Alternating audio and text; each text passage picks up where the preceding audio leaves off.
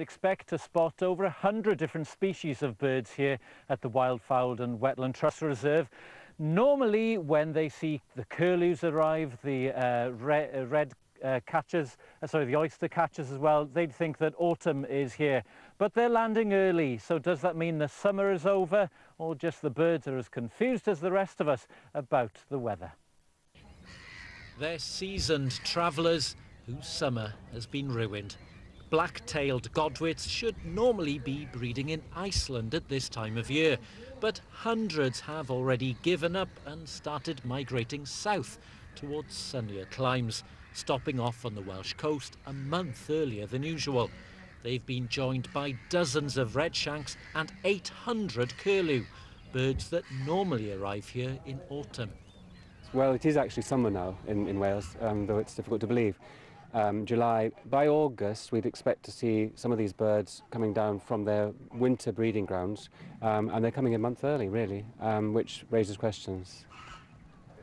2012's unpredictable weather has confounded even the most seasoned of twitchers. I've been bird watching for over 40 years, and it's the first time I've seen such large numbers of these wading birds staying with us for spring and summer when they should be breeding in the far north.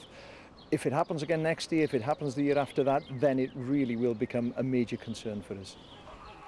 It's not just the birds that migrate through Wales that seem to be having problems. The flock of flamingos they keep here at the reserve have been laying their eggs 2 to 3 weeks later than normal. The weather seems to have put a dampener on their breeding. Heavy rain has also made bird watching a bit of an ordeal. Diane and Andrew John are spending 3 months travelling around the UK enjoying the wildlife, if not the weather. It's not nice. We came prepared for cooler weather, but not for 3 months of cooler weather. It's not very pleasant.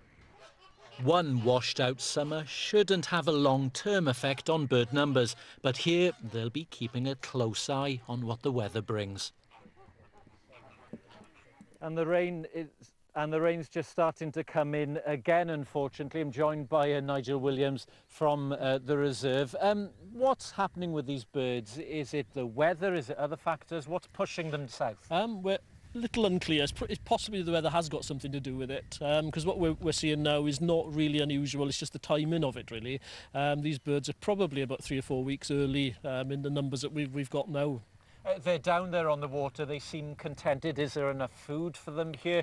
Will the food last? Yes, absolutely. I mean, we manage the reserve, you know, for these birds. They're with us for part of the year, now on passage, and some, you know, will be arriving a bit later that will spend the whole winter with us. But in this period now, we've got lots of birds that are maybe just passing through further south at the moment now. It's been a pretty topsy-turvy year for us humans, but you've also been hearing calls, autumn calls in spring, for example. It's been a strange year. Very much so, and as birds have been arriving, you know, from the early spring, really, we had that nice spell to begin with, which should have been ideal for these migrants as they were arriving. Now what we're seeing is obviously this change in the weather that's sort of disrupted a lot of the breeding patterns of birds for now.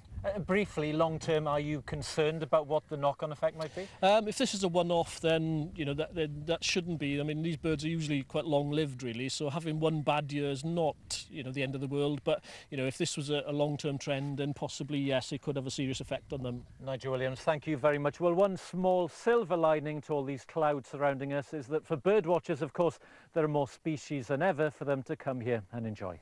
Oh, that's not a good enough silver lining. Thanks, Hal. Matt Taylor has the weather. It's not the first